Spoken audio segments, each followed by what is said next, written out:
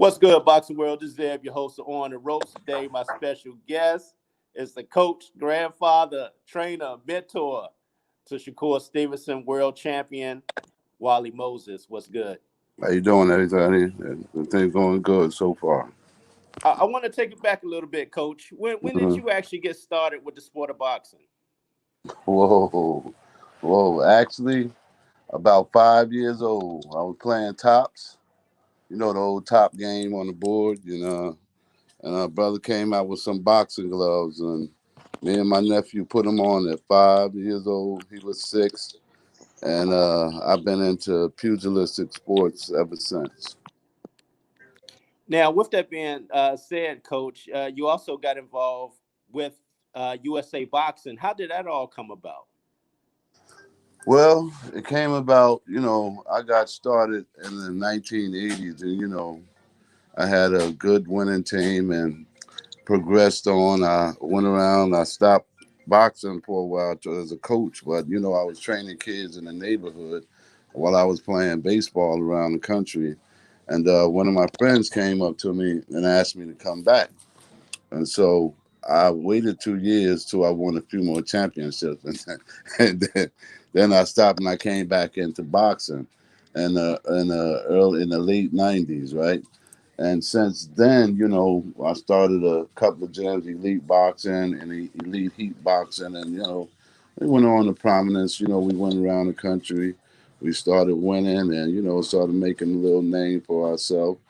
Next thing you know, we were, involved with Team USA. I was selected as one of the coaches picked by the Cuban coach, at the time, Pedro Roca, and I guess, when we became international coaches, because I was a coach, Team USA coach from late 2011, 2012 to 2015.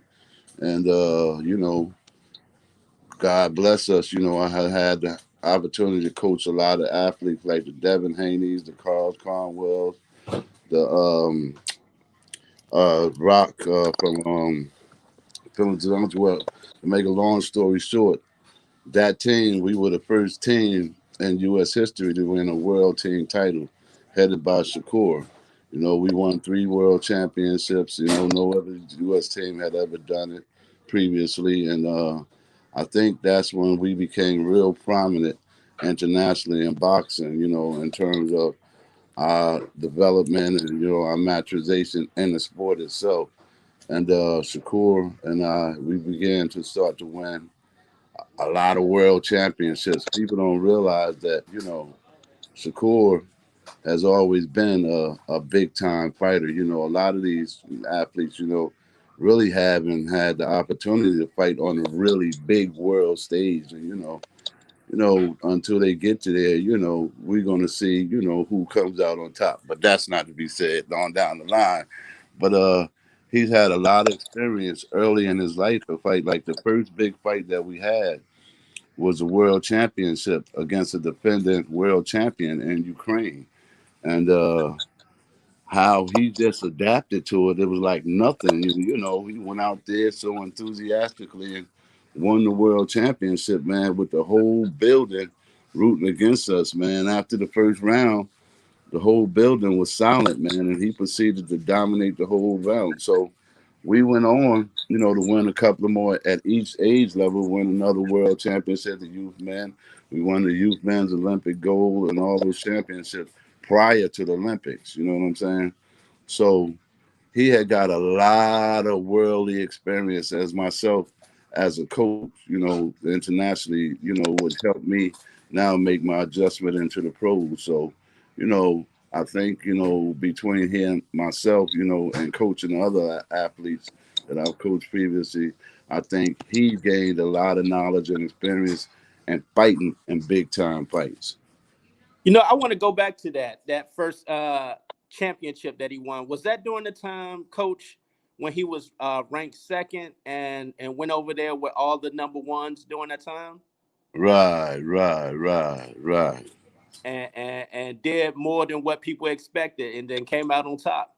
Was that Right, particular right, championship that you were referring to, Coach? right. Because and people don't know that that one tournament we had defeated prior getting to the world championship, fighting against the world champion in Korea and from Ukraine. We had defeated a world champion from Kazakhstan and Uzbekistan already. So we defeated 3 world champions in that one tournament. During that time, Coach, when you were part of USA Boxing, were Mm. you the only black coach during that time? At that time, when we were traveling, pretty much, yes, yes. Only other black person that really attended was Dr. Muhammad. He traveled with us because USA Boxing was under a lot of controversy. A lot of people had got fired, and he had to take over their job. So he pretty much went with us on quite a few of the trips. What was one of your most memorable experiences from traveling with Shakur during those international tournaments? Would it be the Ukraine, defeating the Ukraine during that time? Yes, yes, yes. Because I mean, his performance was so overwhelming. The contestants that he beat in that tournament, it gave me the opportunity to go and sit along up with the U.S. Russian Federation boxing president, and he welcomed us. And come to find out that it was a plan that Russia had. That being at that time we had one of the most prominent tournaments, the Velez Cup and a couple other Russian tournaments, the Uman Cup, and they all got together and wanted to find some way to defeat Shakur. So at that time, we had got invited to a lot of Russian tournaments, and Shakur finished, man. When I left, we were 18-0 internationally, and never lost one round. And when you talk about the biggest thing, I think to me, other than that Ukraine championship, it was when we fought in the youth men's championship, and we faced an opponent from Great Britain called Muhammad Ali. Was supposed to be the hottest thing in the world at the time, and I went to Shakur, and Shakur, he was having fun running around, playing and whatnot, being a kid. So I said, Shakur, man, what do you think about what we're gonna do with this guy? So Shakur said, Papa, don't worry, I'm just gonna jab the shit out of his ass. And he went out there and really dominated it. The way he just adjusted and took the shit. That was the most overwhelming thing to me. Mainly, I think, in each one of the big fights that he fought, how he handled the pressure and just went into the fight without a doubt. Coach, going into the Olympics down in Rio, did he have a lot of pressure on his shoulders during that time, being number one and highly favored to win the gold? Well, the pressure, he loves pressure because his number one saying is pressure makes diamonds. He feel like he's a jewel. But I don't think there was a lot of pressure more than there was distractions. Number one, this was his first biggest fight without me ever being there. You know what I'm saying? And the biggest fight of his life. And he told me after that he wished I was there. He was trying to hear my voice and whatnot. So the other thing I said is, other than the personal distractions and distractions of the moment, no, not no real distractions. Now, one of the interviews he had recently did a few months ago was with Brian Custer. Just talking about during that time, with the whole recruitment of different promotional Uh, companies. What was the deciding factor to pick Top Rank during that time? well, Top Rank was really the way that if you look at it and look at a lot of the former great champions, Top Rank put them all in a position to be successful. So I think that had a lot to do with his decision, along with Jay Prince himself.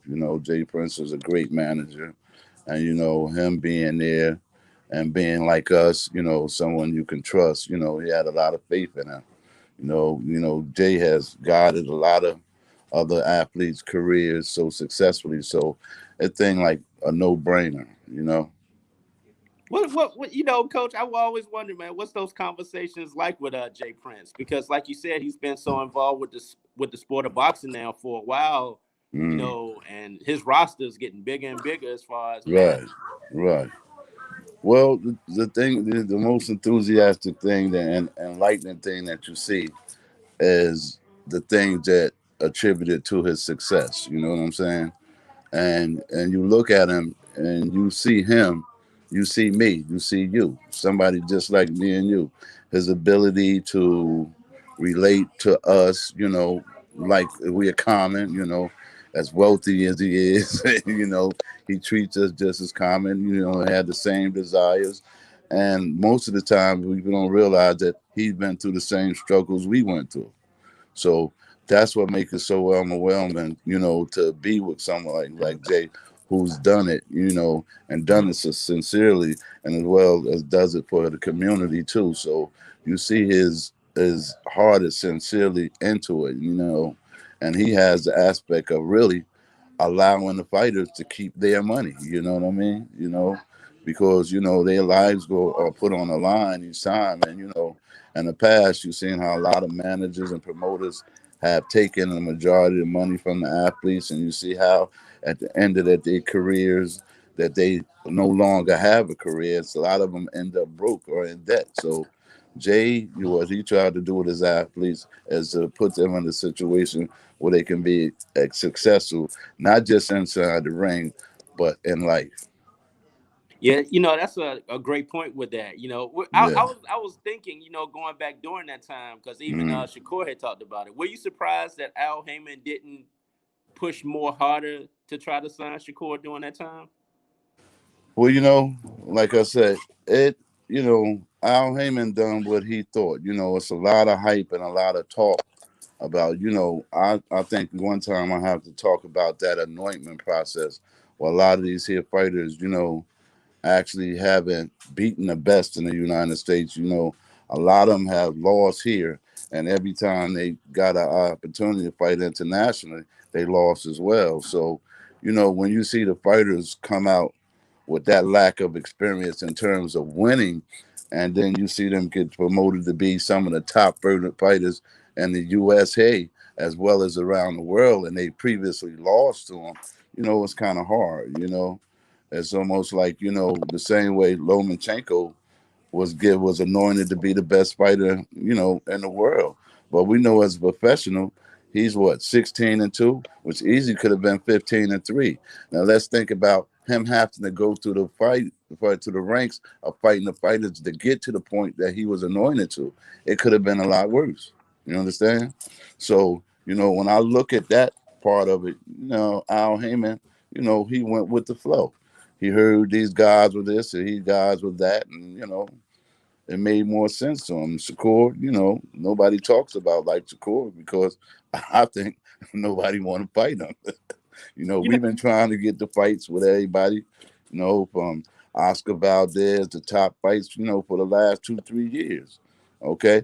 And matter of fact, the Burchett and Valdez fight, people say, they don't realize we tried to step in for Burchett to fight Oscar Valdez. We didn't just want to take that fight, that bout, take over the bout. We wanted to fight Oscar Valdez, and they wouldn't take the fight. So a lot of stuff is going on here people don't really know about, in terms of Shakur fighting as well as, the people that he had boxed recently, a lot of these top guys, and he has previously beaten overwhelmingly. It wasn't even close. So,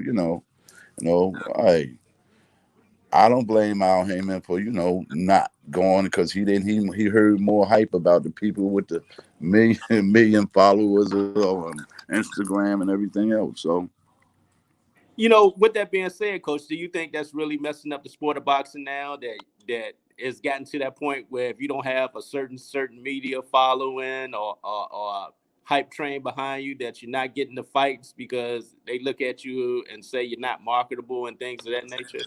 well, it's not more marketable. It's more that they're looking more at making the money and fighting the easy fights to make the money. It's just that plain and simple. Well, you and I know the better fights will make the majority of money, but they're willing to make money in the long run here and there rather than make the big fight and take the opportunity of losing and not making that money in the long run. So they try to stretch it out long as they can. Like I give you an example. Well, you and I know that what's the guy, Michael Conlon, would have been a big fight, he and Shakur. But they would never let that happen. You understand? In terms of the money, they want to make the money with Michael Conlon. Hey, you can't blame him. Bernard Hopkins told me one time, if you allow them, they will cheat you your whole life. So when you look at it, everything really boils down to dollars and cents. And like I've always said, coming from the amateur ranks and everything else, they view our fighters as we just cattle. I mean, I give you a prime example. You look at USA Boxing. For the years that I've been there, I've seen many investors come to USA Boxing right from Wall Street and invest money directly into boxing, particularly the most recent building that they opened up. And in 2012, wrestling wasn't even a part of the Olympics, right? And the money that went to boxing was invested into the building. They put boxing into the old wrestling building, and boxers don't even have a spot inside the new building. And the majority of the money from boxing went to building that building. You understand? You see, you got to realize boxing is a totally minority sport here in the U.S. You dig what I'm saying? So they're not going to invest a lot of us because you see, just one international tournament costs like $1 million. Have to provide TV services and revenue for the whole country or all the participants in the tournament. And you will see now, USA has never hosted, no time near recently, an international boxing tournament. And those are the most prestigious tournaments for the amateur fighters in the world. And we hardly get to any. But if you look at gymnastics and everything else in every other sport, they're there. That's a great point, especially when you put the minority factor into the equation. I didn't realize that until you mentioned that particular Mm-hmm. part of the equation being mostly a minority sport. Oh yeah, it is, and that's how they're treated inside the U.S. Olympic Committee.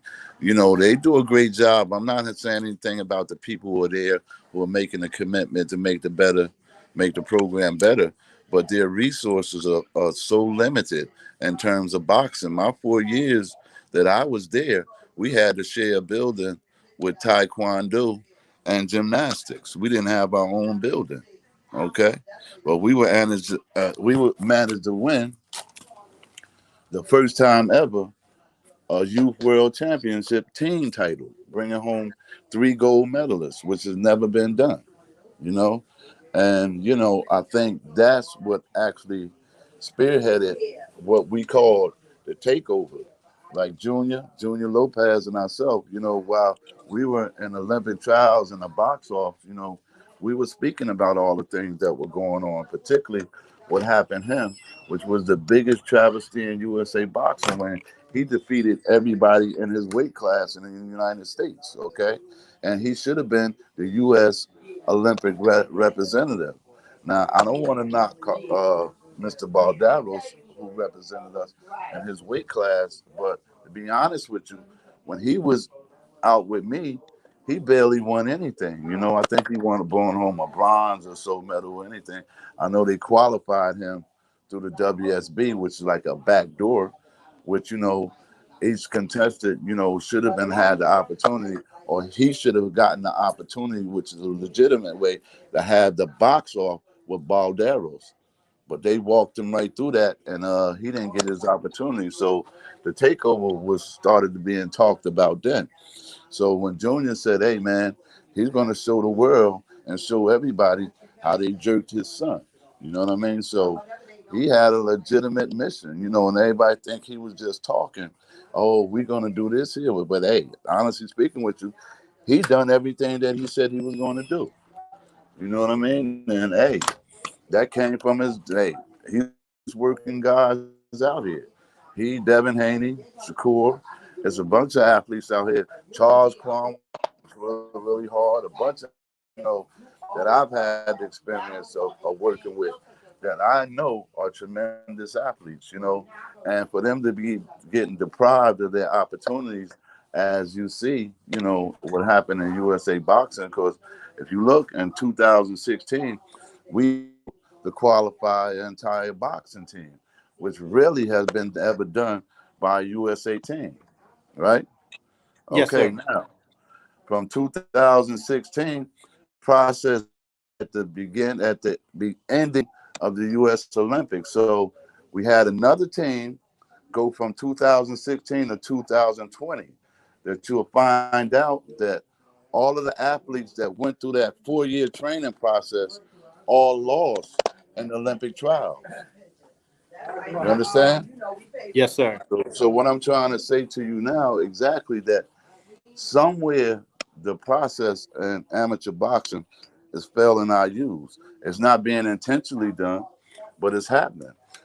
Because we don't really pay attention to what's going on with our youth. The boxing, actually, if the professional boxing ranks got more interested in the development of the amateur athletes, then a lot of them would be more successful because a lot of them end up in life with really not having that next level to go to. They don't have nobody because boxing, if you don't know anybody in boxing, you're not going to make it. It's exactly who you know, unless you are a great fighter that get great opportunities. You know, And that only can come through the amateurs. that's a Yeah. great point, Coach. Because one of the things that you're seeing right now, Mm, what you were saying earlier, that a lot of the young fighters aren't getting that international competition, and right, that they're going once they get to that elite level on right. the amateur level. You know, it becomes a separation. You know, Mm. there's no more hiding once you get to the elite level. So then you No, find exactly. a lot of young fighters are now turning pro. What's your thoughts about that? Well, it's you see, if you look and you'll find out that a lot of our previous world champions, especially in the past few years, haven't been Olympians. You understand? And that's a whole different story because that of the officiating and the judging, which we know has not been legitimate over years. Okay. So now when you got that enabling you from the further your career internationally at the highest levels, particularly if you lose by a decision that's unfavorable to you, then you lose confidence in the system. So now you discouraged about it. You know you worked the hardest. So a lot of people get offered the money, okay, all right, which is a whole nother story because of catch 22 because you won't get the money or end up paying the money back if you don't meet the right people that's going to actually nurture your career. So them taking and turning pro is at a bigger risk than them staying in the amateurs and developing their career, whether they win or lose, because they get the chance to get that experience and learn how to win. A lot of them don't realize, winning is not how physical you are on the ring or how this is bringing that personal identity into the ring. Case example, when we see Floyd Mayweather, we look for Floyd to go in there good, great ring generalship. We look for a jab. We look for a great right hand, and we look for good defense. So when he brings that to the ring, that's the criteria that he's judged on because he's bringing that to the ring each and every time because that's what we look to see. So when he goes in there and does that performance, he gets accredited for it. Now, you have fighters one day are going there be like Floyd Mayweather, but the next day they want to be like Mike Tyson. They lose that identity. So the judges don't know which criteria to judge them on, which comes under the definition of what we call amateur boxing or what they call Olympic style boxing. And a lot of us get confused with mixing professional boxing with Olympic style boxing. You know, one of the things yesterday, Coach, Shakur had tweeted about was, talking about, they were mentioning other young fighters, but his name didn't come up. He's like, Right, how is that possible? Like, I'm a world champion with like 13, 14 fights in, and right. one of the best out there, never get hit, but Mm. yet I'm not mentioned among the tops. What's your thoughts on that? Well, to be honest with you, Shakur has set foot in the ring with all of them. Okay, so they call his name out. I'm not trying to discredit any of them guys because, like I said, I worked with Devin, and I even taught Ryan Garcia his jab. His mother called me up and hooked me up, and I got with him and straightened his jab out when he was younger. But they're a bunch of great athletes, and they don't call his name out because when we fought them or sparred them, that it wasn't even close. And Shakur has gotten better, bigger, stronger, and faster, even smarter. And I think the biggest overall reason at this point in time, it's a big risk in their career, and they're not willing to take that risk. Now, when they look to us, we want that risk. We'd take that risk at the drop of a hat. So I think their management teams, it has a lot to do with them. And like I said, it's always about money. If you can make money over 2 years and make one good paycheck in 1 year, but that money over 2 years exceeds the money that you would make in 1 year in one fight, then what are you going to do? Yeah, that's a great point.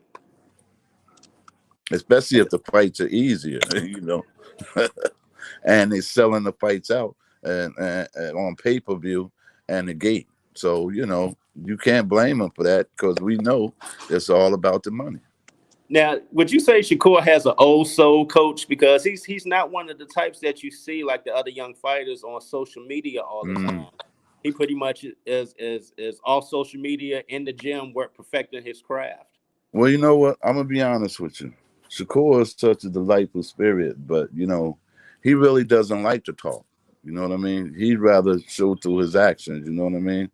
But he knows he has to be out there, and he tried to stay away from criticizing or talk about other people unless he gets backed in a corner. He's always going to come out, but that's just his nature. That's not the way it is. He does all his talking in the ring. Trust me. What has it like been for him being mentored and learning a lot from Andre Ward and Terrance Crawford, being around them as professionals? Well, it's been a great learning experience, Sam, because the biggest thing is, the actually having the hands-on, being able to see them and touch them. I'll give you a prime example about his love for boxing. I had a bunch of great athletes. One of my most proud was the kid Angel Santos. Okay, he was he came out. He was in the Olympic trials. He lost to Shorter with Andre Ward, and what he did, I would give these guys and a lot of the older guys. We have a historian here in New Jersey, Henry Hascup, and Henry Hascup would always give me tapes of the old fighters and the great old the Willie Peps and you name it, and what I would give those guys the tapes, and they would they probably that I don't want to see this here. I want to see Sugar Ray Leonard, Tommy Hearns, Marvin Hagler. But at 5 and 6 years old, all the way to to his adolescence, those same tapes, Shakur loved watching those old athletes, watching Willie Pep doing his little V steps and all that. Watching these guys learning this shit, watching the guys shoulders and all this here kind of stuff, all that little detail stuff, that interested him at an early age. That was what was so uncanny about him to me, how he and I could sit here and actually go into detail. Like even say now, I teach him something about steering this here, seeing this here guy. He'll sit back, go through tapes, oh, you see this here, see some guy do, oh, pop up, you mean this here, you mean? So he's very studious of what he's done and, very in depth into learning and making himself better. So, that's the most revealing thing about Shakur. One of the things, Coach, man, he like you said, he's not afraid of the competition. He Mm. wants those fights.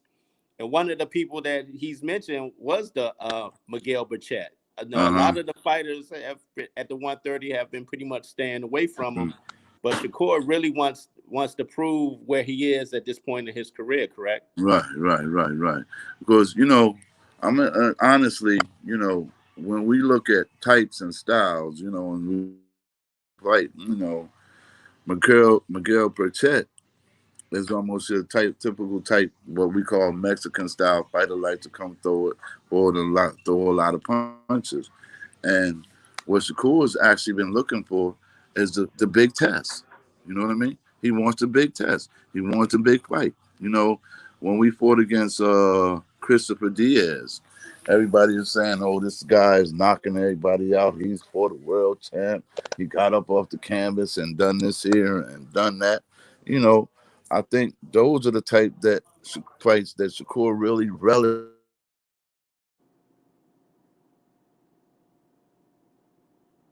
I think I lost her for a second. Hopefully, I can bring her back in.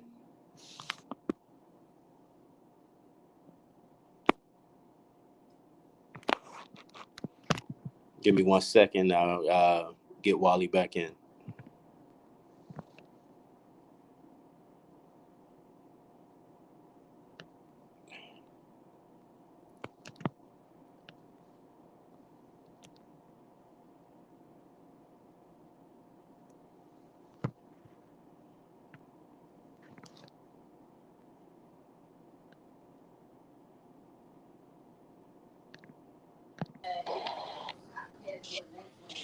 Hey, Yeah, you can you hear back. me? Yes, now I can. Can Are you we hear me, back? sir? Yep, I'm back. I don't know what happened there. Yeah. Yeah, I Can was you hear me? saying that those are the type of fights that Shakur really wants. Not yes, I can hear you. Can you hear me? Yes, sir. Yes, sir. Hello? Yes, I'm Yeah. here.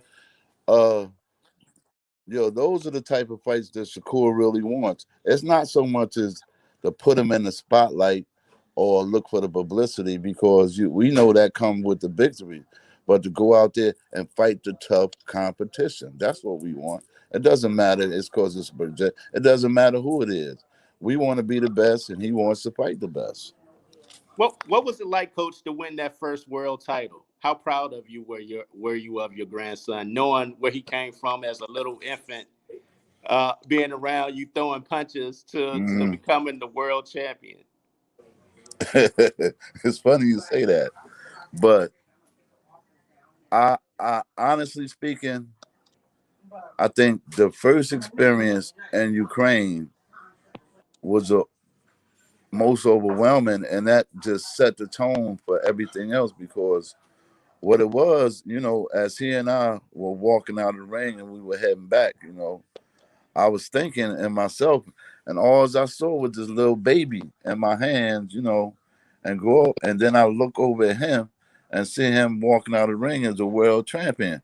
And then Shakur, for some reason he turns around and look at me, say, "Papa, you ain't about to cry." So no, I ain't about to cry, So it got really emotional then for me, because we have a thing that I always say to him, I said, "Shakur, man, go be great," and we take every fight, now that, the championship was just part of what we've done.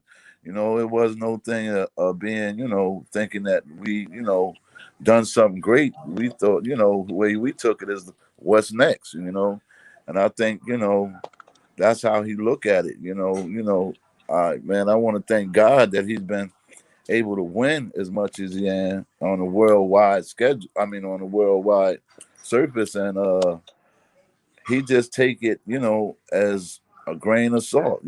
I mean, honestly, he expects to win. His biggest disappointment was when he didn't win the gold, and that's because his lack of jab. But no, that's coach. But anyway, you know, he's just always hungry. He's not satisfied, man. I'm gonna give you another example. We were in Houston. We were watching the Teofimo and Lomachenko fight, right? No, was it ten? No, excuse me, I'm wrong. It was not the ten. It was the Leo Santa Cruz and Tank fight, right? And I think that fight in Houston may have been about 11 or 12 o'clock at night when it was finished. After the fight, man, he was so disappointed, man. He got up and just ran 8 miles, man. Said, hey. And this is at midnight. He said, I gotta run. I gotta do something, man. That's his hunger. I want to be in that situation, man. So hey, he's phenomenal in terms of his dedication. A lot of people don't know, the workouts because when we were at the Olympic Training Center and We had Devin Haney. Who else? We had Charles Conwell. We had one of the best kept secrets in boxing, Nico Hernandez. Who else we had? That were top notch level guys, and these kids outtrained all the elite boxers and were able to outbox all the elite boxers at the time. And I think in 2012 is around the first time that we met Terrance Crawford. Terrance came in and he boxed the whole team, and we got here. I think we, really affiliated ourselves with him. And since that day, him and Shakur grew that relationship that they have now, you know. And this is before Terrance had even won his first world title. You know what I'm saying? So, the experience and all, I think overall he's not satisfied, and I don't think he ever will be. How It's just how how hard was it for him, Coach, to see what Terrence was going through at the time with Bob Arum? You know how they were going back and forth during that time. right, How hard was right. that for Shakur to be a part of during that time? Well, seeing that, it helped make Shakur who he is today. You know, we don't. It's one thing that I always wanted Shakur to be capable of empowering and governing himself. So his decisions, what I'm getting to, his decisions that he make is going to have a lot to do what he sees and what he learned because he puts everything in perspective and he weighs in on it before he makes a decision. So I think him seeing what's been going on as well in the boxing world with Top Ranking along with everybody else, is really enlightening him to really what the real aspects and the things that really go on in boxing that people don't know about. It's almost like an eye opener. You got to realize it's Right. business too. Right. Well, actuality, we can't say too much. We got to watch Correct. everything that we say. You see how I talk, you see how he talk. Because people get it, out of context, or they want to make their own conclusion or draw up what they say from your words. So we try to say very little, but we want to fight. We try to let everybody know we put our pants on the same way anybody else do. And we ready, Other than that, hey man, you know, I think, you know, in terms of the thoughts and the perception that most people can have about Shakur when you view him as an athlete. If you see him and you say, "Oh, this kid looks like he really works hard. He's dedicated to the game. He's that." You know what I mean? Anything other than that, he's never been a street cat. He's a house cat. Or say a gym cat. I'm glad that a previous experience that he had wasn't a good one, but he learned a great deal from it, in terms of carrying himself on outside of the world other than being in the gym. And I think his maturation is going really well right now. Like I tell people that, you actually haven't seen the best of Shakur yet, and Shakur is really starting to realize his own talents now. You know what I mean? So as his confidence grow and his maturation grow, his strength, and hey, I think we're gonna see a hell of a future for Shakur. And don't be surprised what you see. Okay, because I said a lot of people don't tell you what's been going on in these gyms or what been going on in the past. With these hip fighters, but hey, it's a reason why people don't call his name out. One of the things also that Andre Ward had talked about was Uh the huh. parting of ways as far as Yeah. Good. being his manager.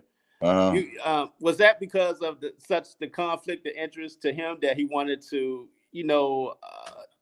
do his fights? It was hard to be a manager and also to do his fights also as well.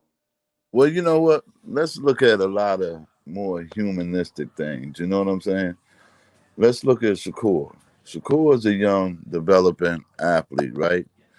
Trying to get himself situation. Like I said, a lot of things are about money. But it's one thing that you see with Andre when he said something like what he said. We know with him, it's not about money.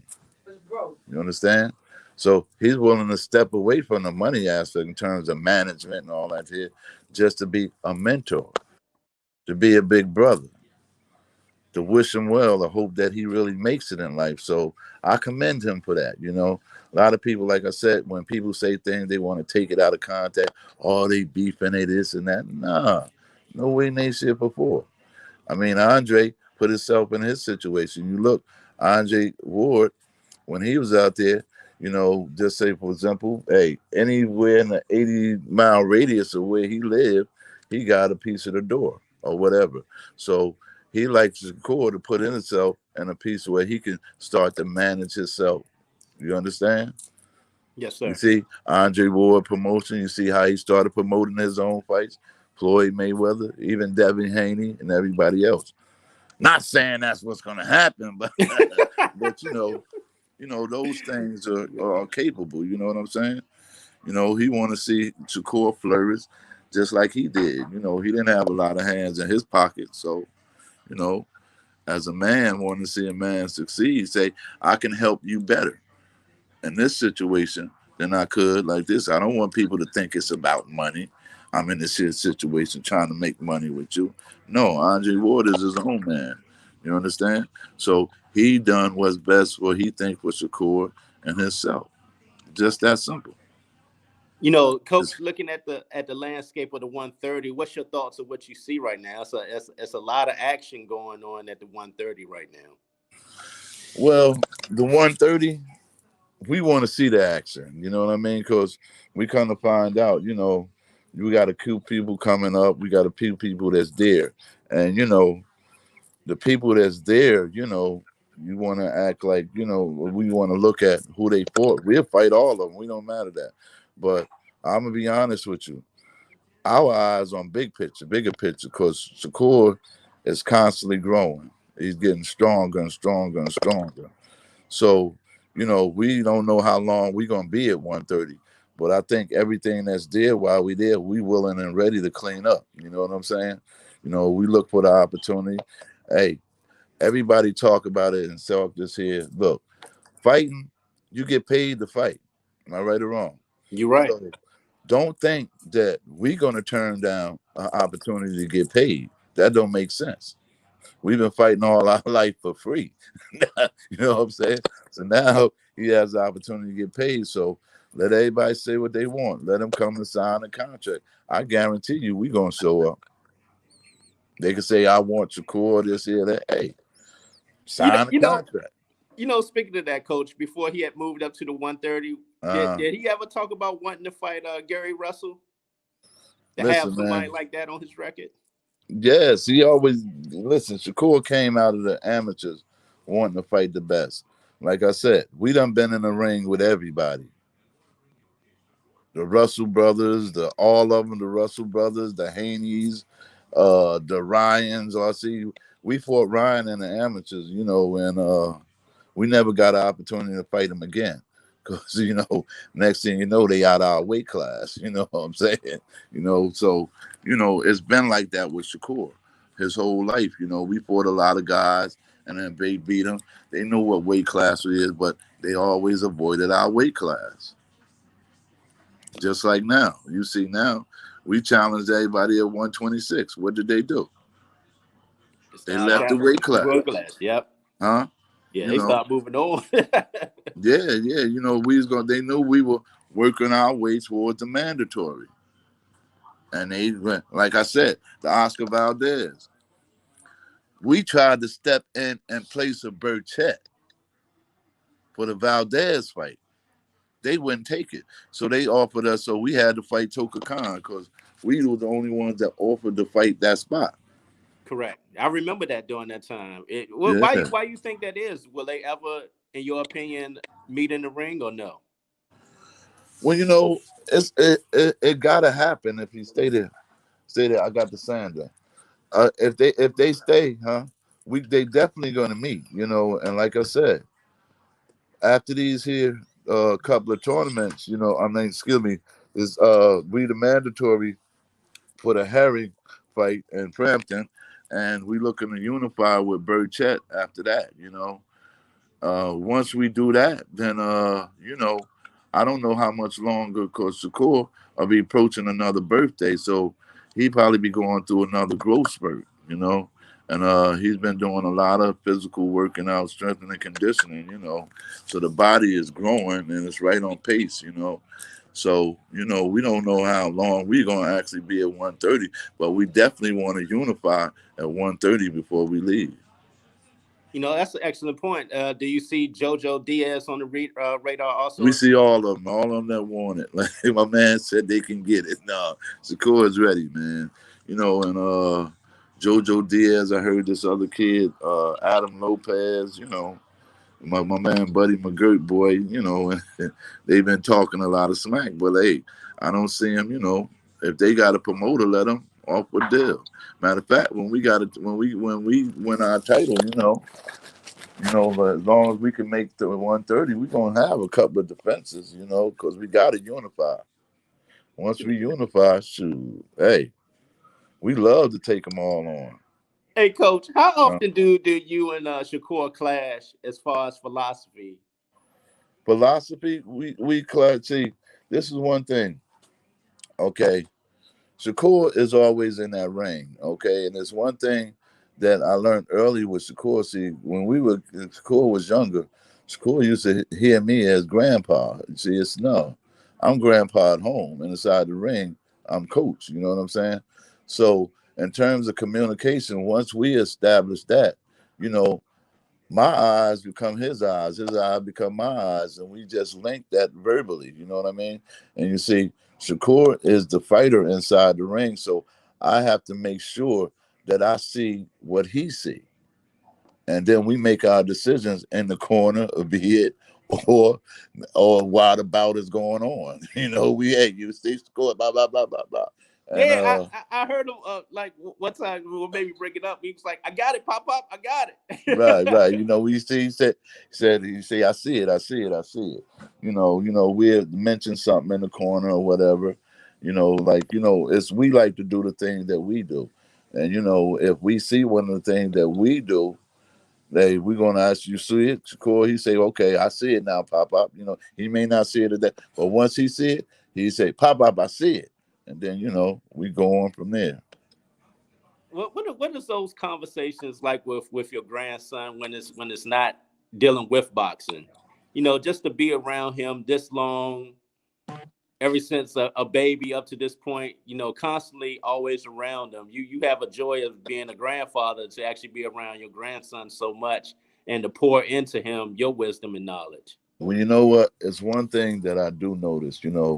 I'm involved with a lot of other fighters and everything, but when I'm with Shakur, I know he's very happy, man. He feel like, cause we rarely been separated. Other than Shakur has a house in Virginia, he has a house in Houston. You know what I mean? And he traveled. He always traveled with me. You know, from the boxing to the baseball, we were always on the road. And so now when we not together, the times that we spend are so joyful, man. It's like old times, man. We really have fun, man. And what's so gratifying to me is when I do be with him, no matter how many weeks we be apart on it, we always just happy and have so much fun, man. And seeing it in his face, man, that's really enlightened me, man.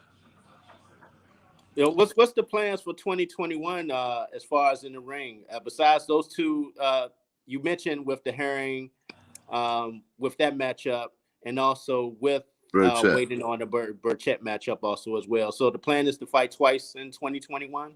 No, we looking to unify everything in 2021 at 130. As long as we can make that weight and stay there, like I said, Shakur will be 24 come June. And, his body is going to be going through another growth spurt because his bones haven't even started to harden yet. So we know he's going to get bigger. And, that's going to pretty much, dictate what we're going to do through 21, 22.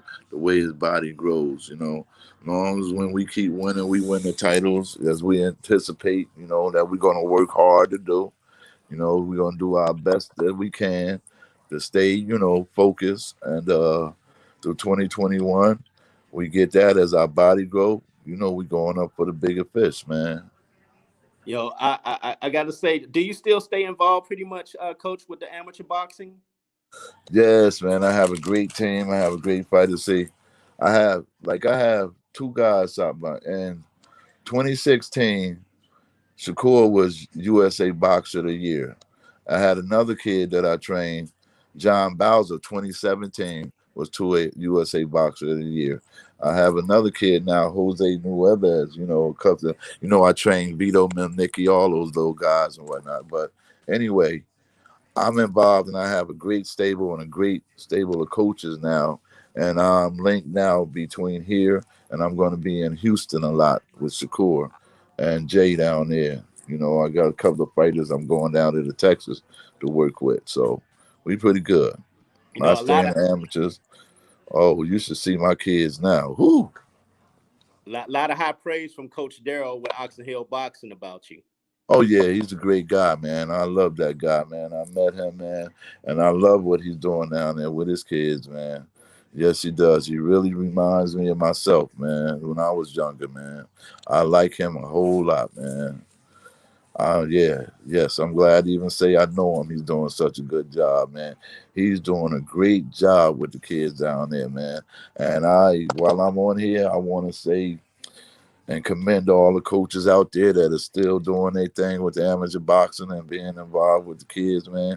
Yo, boxing wouldn't be what it is without your coaches. I want to shoot that out to everybody, man. Now, Coach, will you be heading down to the Nationals? I know they don't push it back like 3, 4 times. Yeah, yeah, yeah, yeah. Well, I'll be honest with you. This last time to push back, I really, gave my word, spoke my voice about not having a tournament, because I really think it would have been a super spreader because we don't like it's a lot of stuff with this here COVID that went on with boxing, even to the place where they say that they thought it was some of the boxers that brought it to the U.S. from Italy, that they didn't pay no regards to because this here thing had happened before February. We had boxers that were Dang, hope I ain't lose them again. under the table. Yes, So sir. to me, knowing that, and us sending our kids out to that one location where I know how difficult it is from being in a bubble, to really ensure that people don't contract the COVID, and you have people contracting it inside the bubble. So now, if you don't have that type of, you setting yourself up for a Holocaust, man. It would have been really bad if we sent our kids down there. No hotels had no plans. They had no plan, to give the fighters in terms of how they were going to protect themselves or stay safe, in the environment down there. So it was a no-no. And until they actually come up with a plan, and particularly they just gave you a list of hotels where everybody would be staying at, and they had no COVID preventive measures inside of those hotels. So it would have been a disaster to me. So I spoke my voice out, man. I called USA Boxing myself. I'll be honest with you, man. I said this would have been a bad thing for the country, for our kids, to expose them to that at this time. When we at USA Boxing, we supposed to be leaders, not followers. We supposed to set the standards, particularly when it comes to safety for the athletes. So I was against it totally. Yeah, that's a great point, Coach. Yeah. I wanted to talk about before we wrap things up about the Uh huh. city of Newark uh, being behind Shakur Stevenson. Uh How huh. was that like having the whole city behind you? Well, it's the thing I like about it, we refer boxing to a way of life, and in terms of the criteria that we hold ourselves to, hard work, dedication, practice, and everything else, is a great example for our city. And it's just showing them through those methods that, you can make it. A lot of people, they just, don't have the opportunity to see somebody that they can put their hands on and touch while they growing up and going through their life experience, and see them go develop from one stage to another. So a lot of them see that process, and not just admiration, they want to emulate that. So, in those aspects, I think it's really great, the city falling behind. Maybe we can, generate a spirit of success or achievement here from it. That's our goal, not to leave no kid behind, and for every kid to have the opportunity like Shakur had. That's what we want. And, here with our Stevenson and Moses boxing program, that's what we do. We just sent quite a few kids down to that Sugar Bird tournament. And for us, that's what really enhanced my decision about calling USA Boxing, when I seen that they only can adhere to the standards of safety, what they can do. Any measures beyond that they can do in terms of participation from the city, from the hotels and everything else, they didn't have that. Oh, wow. You understand? Yes, sir. So I think, it would have been like I said, it would have been a disaster. And, Shakur, like his example, like you said, what we were talking about in terms of him and reviving and bringing that spirit to our city, I think, that's his biggest dream, because he loves coming back, seeing the kids, man. You tell him some kids want to see you so and so, he'll drop what he doing, man, and make it back to see them. And I think that, really helps the city, seeing him, somebody that they've been besides, went to school with them, and now throwing a rope back to help them try to make it. Hey, Coach, did he ever talk about being a trainer? Because wasn't it a recent fight that he was in the corner? Uh-huh. Did, Yeah. did he talk about Yeah. that experience? Did he talk about that? Well, it's a lot to that, man. Shakur being the lead in that corner is what we thought that would give that kid the best opportunity to win, opposed to someone else heading that corner. You know what I mean? So that's what that was about. You know what I mean? Having somebody with that fight experience, rather than, going in there what you think or say hope. You know what I'm saying? So that's what that was totally about. Oh, okay, I was wondering about it. I said, dang, man, he started earlier. Yeah. Well, hey, man, I have another grandson, that's down there with Shakur now, and Shakur trains him when I'm out there, and this kid is special too. Wait till you see him. I have a couple of grandsons. Wait till you see him, man. All involved with the sport Uh, of boxing? yeah, yeah, yeah. I have 27 grandchildren, 17 of them boys. Oh, wow. Every one of them know how to box. That's a blessing, man. They all know how to box. Yeah, every one of them. Yep. I had a couple of them just stopped boxing and just quit, and they was undefeated. Oh, wow. Yeah. Matter of fact, Shakur brothers won Man, how is championships too, man. Huh? you? Because he does a lot. He's the oldest, right? Yes. He's the oldest of that daughter. Of He's that not the daughter. oldest grandson. Okay, Uh, okay. yeah. Man, I got to say, Coach Moses, I truly appreciate you coming on today, giving some Hmm. insight on when you got started with the boxing, the insight Yeah. of with Shakur and everything else. I truly Yeah. appreciate it. Well, I appreciate it, man. Like I said, man, yo, one of us is not better than all of us, man. The job is not finished until we all make it, man. And that's what I'm out here trying to do. Give us the best chance to make it. Man, I truly appreciate it, Coach. I'm definitely rooting for him to do big things in the I sport. appreciate that, man. I appreciate that. And call him up, hit him up, man. I definitely will, He, Coach. he love to talk to you, man. Yeah, I gotta get his number too, cause I remember last time we talked, it was through your phone, and his publicist is supposed to Right, reach right. out, but I never heard nothing back yet. Okay. I'm gonna send you his number for you Okay. only. Okay. All right, Yes, sir. for you only. Yes, You sir. know, because Yes, he sir. don't like me giving out his number, but I'll call him and let him know that I'm gonna give it to you because you already spoke to him prior. Okay, no problem at all, Coach. And I You got truly it, my appreciate brother. it. All right. Anytime. Take care and God bless, Coach. You too. Thank you. All right.